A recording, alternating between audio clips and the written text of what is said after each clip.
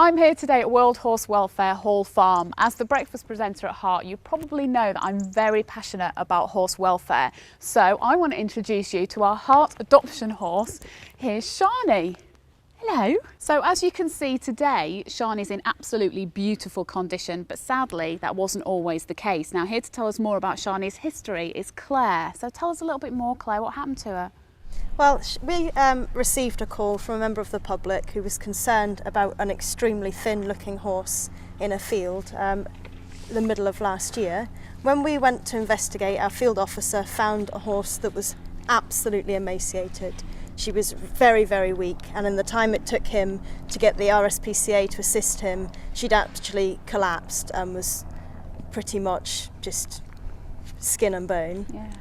We managed to remove her to a place of safe holding where she stood in a sling for 6 weeks because she was too weak to stand up by herself.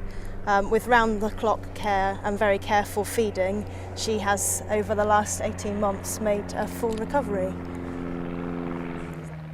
So Claire, if Shani was so weak when you actually rescued her, I'm guessing that the end process is that we're going to rehome her. Now I would imagine that is a very long process. Can you tell us a little bit about the rehabilitation process that Shani's going through? Yeah, sure. The rehabilitation process for a horse like this is quite a long one. She was too weak, obviously, to stand without the aid of a sling when we first rescued her. And although today she looks like a completely normal, perfectly healthy horse, we still have quite a lot of work to do.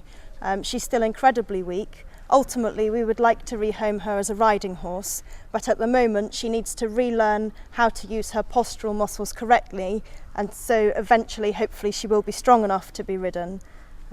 Also, there's the temperament side of it. She looks very quiet and relaxed here talking to us, but when she first arrived here at Hall Farm, she was absolutely terrified, and she certainly wouldn't have stood and been quiet and relaxed with people around her. So that is the other side to that, really, is we've spent a long time just regaining her trust so that we can eventually re-educate her, and once she's fully rehabilitated, she will be rehomed through the World Horse Welfare Loan Scheme.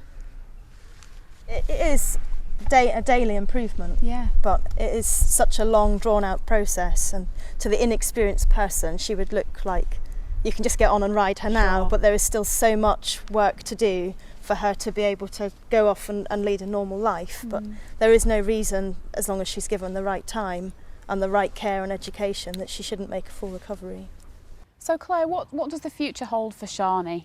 Well, as I explained, her rehabilitation process is a long one, but there is no reason, given the right time and care and exercise and training, that she shouldn't make a full recovery. Our aim is to rehabilitate and then rehome every horse that comes into Hall Farm at World Horse Welfare, and eventually, hopefully, she will be rehomed as a riding horse through the World Horse Welfare Loan Scheme.